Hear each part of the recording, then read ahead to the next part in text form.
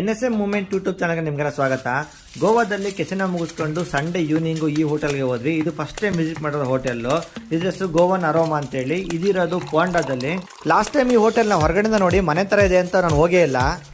ಇಲ್ಲಿ ಫುಡ್ ಅಂತೂ ತುಂಬ ಚೆನ್ನಾಗಿ ಸಿಗುತ್ತೆ. ಅಷ್ಟು ನೀಟಾಗಿದೆ. ಹೋಟೆಲ್ ಅಂತೂ ತುಂಬ ಕ್ಲೀನಾಗಿದೆ. ಜೊತೆಗೆ ಇದ್ದು ನಡೆಸೋರು ಉಡುಪಿಯವರು, ಕನ್ನಡ ನೀಟಾಗಿ ಬರುತ್ತೆ ಅವ್ರಿಗೆ. ಅಮೇಜಿಂಗ್ ಸರ್ವಿಸ್ ಕೊಟ್ಟರು. 10:30 ಕ್ಲೋಸ್ ಅಂತಂದರು. ಬಟ್ ನಾವು 11:30 ಗಂಟೆ ಪರ್ಮಿಷನ್ ಕೊಟ್ಟರು ಕೂತ್ಕೊಂಡು ಇದು ಮಾಡೋದಕ್ಕೆ. ಎಲ್ಲ ಐಟಮು ಸಿಗುತ್ತೆ. ಜೊತೆ ವೆಜ್ಜು, ನಾನ್ ವೆಜ್ಜು ಮತ್ತು ಡ್ರಿಂಕ್ಸು ಎಲ್ಲ ಸಿಗುತ್ತೆ. ಹೋಟೆಲ್ ಮಾತ್ರ ಸೂಪರ್ ಆಗಿದೆ.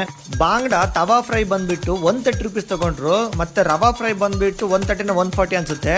ನಾವಂತೂ 2-3 ಪ್ಲೇಟ್ ಆರ್ಡರ್ ಮಾಡ್ಕೊತಿದ್ವಿ. ಜೊತೆಗೆ ಹೊರಗಡೆ ಬಂದು 260 ರೂಪೀಸ್ ಎಲ್ಲ ಪ್ರೈಸಿಂಗ್ ಇದೆ. ಬಟ್ ಇಲ್ಲಿ 130, ಅರ್ಧ ಕಡಿಮೆ.